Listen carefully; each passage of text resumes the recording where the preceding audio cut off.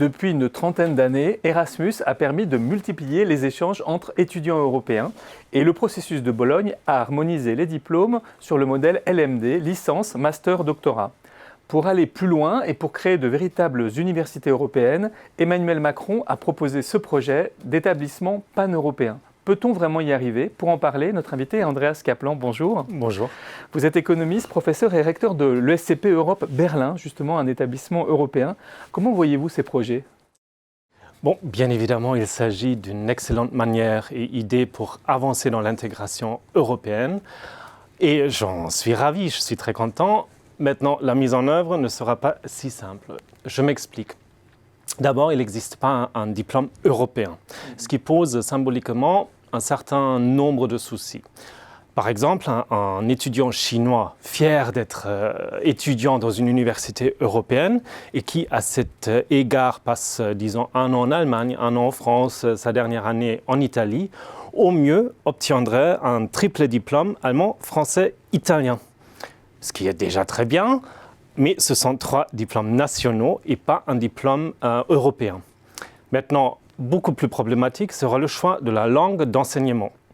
Si l'on veut défendre le multilinguisme promu par l'Union européenne, il faudra bien évidemment privilégier les langues locales. Avec la difficulté d'attirer des étudiants étrangers et aussi le problème de ne pas pouvoir mélanger les cultures différentes dans une salle de cours, ce qui est quand même un peu le but aussi de l'université européenne. Donc, si l'on veut avoir une vraie diversité culturelle dans l'amphi, là, il faudra plutôt privilégier l'anglais. Donc, des choix difficiles à faire. Alors d'une part, un choix institutionnel qui serait de créer une sorte de diplôme européen, de l'autre, un choix de langue délicat à faire. Vous, comment vous avez fait à l'ESCP Europe Berlin?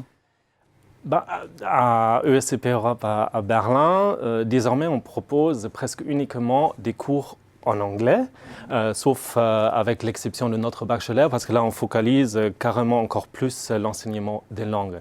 Mais maintenant, je précise tout de suite qu'à Paris et à Madrid, nous proposons des tracks entièrement en langue française ou en langue espagnole. C'était la même chose en Allemagne auparavant, mais les cours en allemand séduisaient de moins en moins d'étudiants.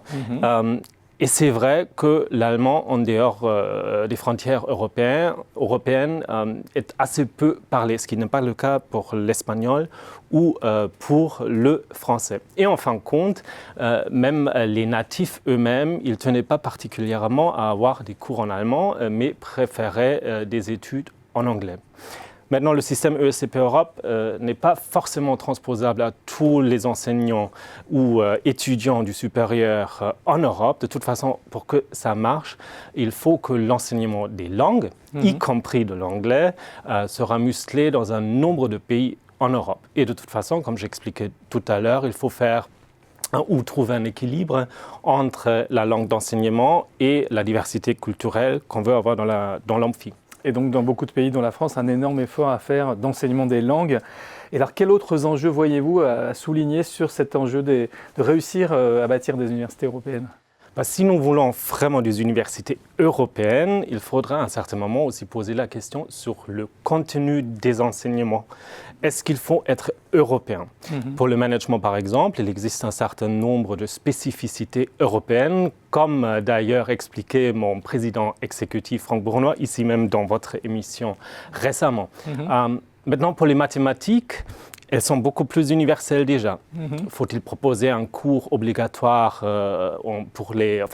qui traite les institutions européennes? Peut-être. Nous avons l'histoire européenne par exemple, pourquoi pas. Nous avons parlé de la diversité culturelle, mais il faut aussi parler de la diversité sociale parce que vivre dans des pays différents et y étudier a un coût financier que pas tout le monde peut se permettre. Donc il faudrait probablement créer un système de bourse, d'aide financière. Alors le processus est lancé, un appel à candidature a été ouvert par l'Union européenne. Quels sont les obstacles immédiats à surmonter sur ce point? Immédiat, honnêtement, pas rien de particulier. Pour moi, l'enjeu principal, c'est plutôt de soutenir les universités dans la mise en œuvre. Nous voyons bien que déjà des regroupements d'institutions, d'établissements du supérieur dans un même pays ne vont déjà pas de soi. Maintenant, de faire la même chose au niveau européen avec toutes les différences culturelles et ce, sans les experts ou sans quelqu'un de l'Union européenne qui regarde de très près les avancées de l'implémentation pour y intervenir ou aider au cas où, à mon avis, ça sera très compliqué.